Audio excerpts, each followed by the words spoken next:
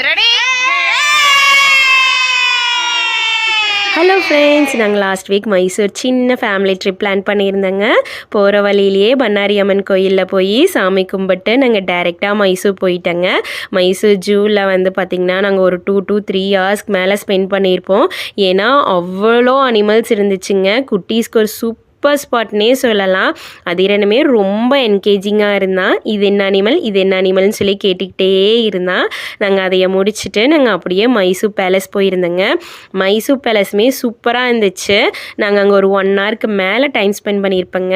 நாங்கள் போன டைமில் பெருசாக க்ரௌடெல்லாம் இல்லைங்க. பட் வந்து ஸ்கூல்லேருந்து நிறையா ஸ்கூல் ட்ரிப் வந்திருந்தாங்க. குட்டீஸ் பார்க்குறக்கே சூப்பராக இருந்துச்சுங்க. நாங்கள் அதைய முடிச்சுட்டு நாங்கள் அப்படியே பிருந்தாவன் கார்டன் போகலாம் அப்படின்னு சொல்லி பிளான் பண்ணியிருந்தோங்க. Mysore palace to Brindavan garden வந்து ஒரு 30 to 40 மினிட்ஸ் ட்ராவலிங் இருந்துச்சுங்க. பட் வந்து பிருந்தாவன் கார்டன் போகிறதுக்கு பெஸ்ட் டைமிங் பார்த்திங்கன்னா ஈவினிங் தாங்க.